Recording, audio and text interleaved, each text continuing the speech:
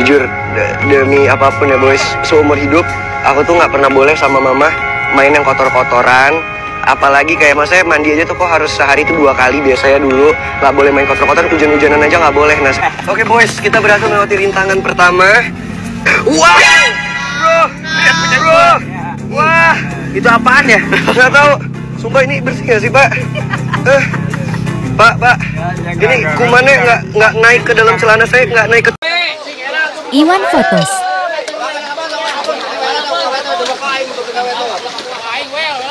Handphone, dompet.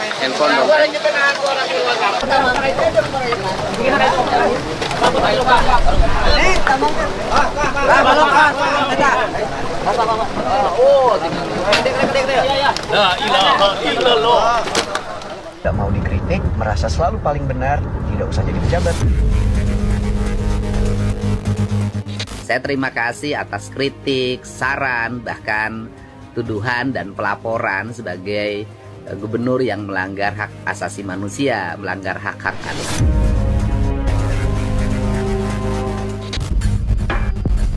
Duitnya dari mana? Kebetulan dia ini kerja. Kerja di mana kamu? Pulang sekolah. Kerja apa? Jualan. Hebat.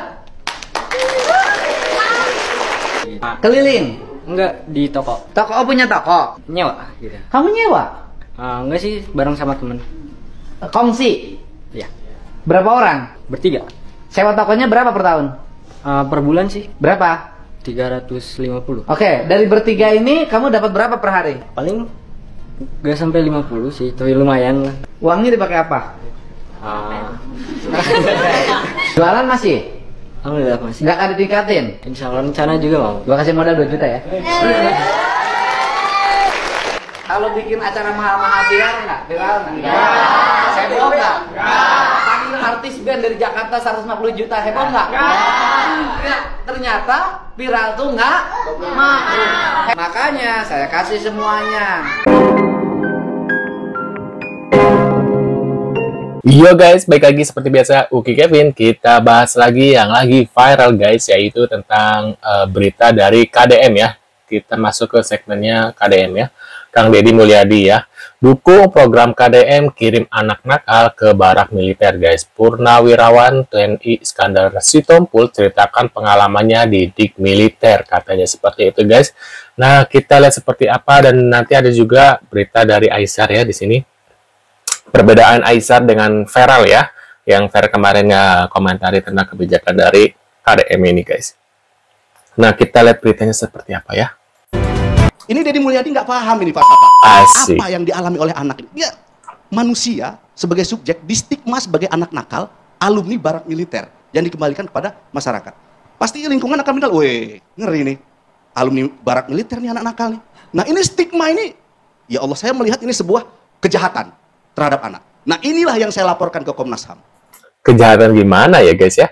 Sedangkan zaman sekarang itu ya banyak banget anak-anak yang susah diatur. Kenapa? Karena pengaruh dari gadget. Zaman dulu juga ada, cuma tidak sebrutal sekarang gitu ya.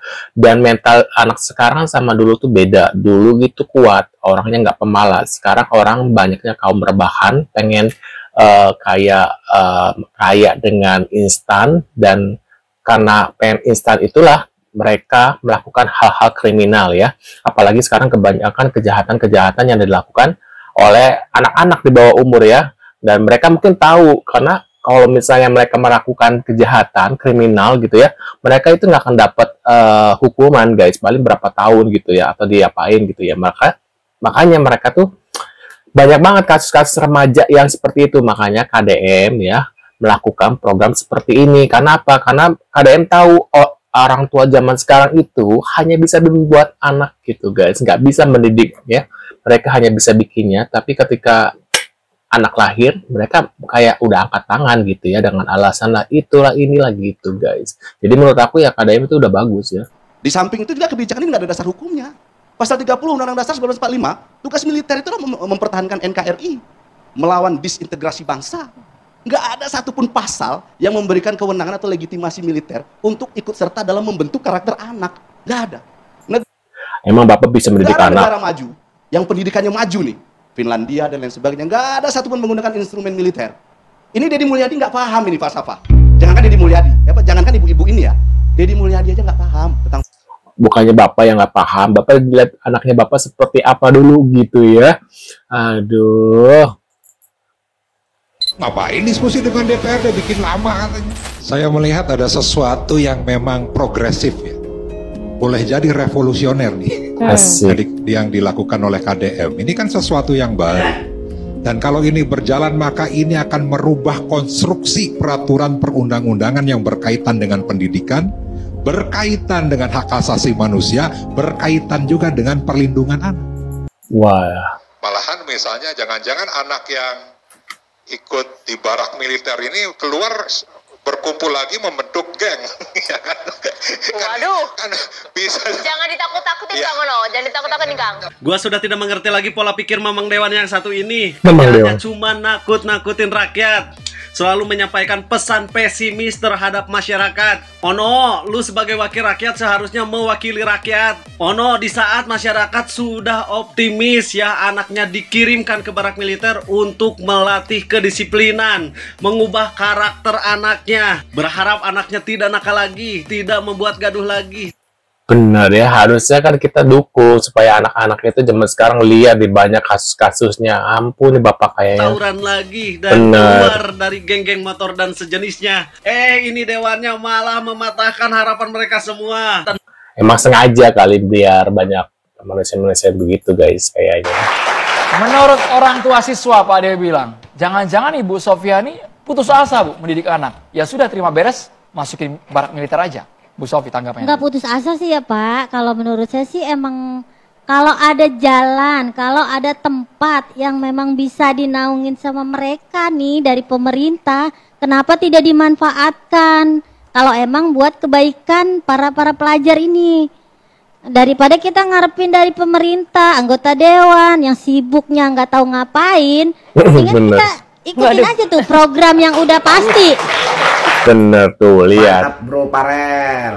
Kalau ada satu atau dua pihak yang merasa tersinggung, saya anggap mungkin mereka lagi banyak pikiran. Dan jika saya diundang, terutama yang ada di dapil saya, dengan senang hati saya akan hadir untuk melihat secara langsung seperti apa program itu. Tapi bro, lebih baik tidak usah menunggu undangan lah, langsung saja turun ke lapangan. Bener, daripada banyak cecot yakin langsung turun aja ke lapangan gitu ya. Kang Deddy tuh. Yakin di sana adalah beberapa kategori anak yang kategori nakal ya. Coba Mas Farel ambil aja 10 atau sampai 15, lakukan pembinaan seperti teori yang Bro Farel sampaikan. Bener ya, harusnya seperti itu ya. Wah ini Pak pintar nih. Ini ada lagi nih, ada dari Vera bermestiar tak bisa. Kita bukan orang yang baik, tetapi setiap hari kita coba untuk menjadi lebih baik. Daripada engkau yang sosok baik tapi hati kau busuk. Iya.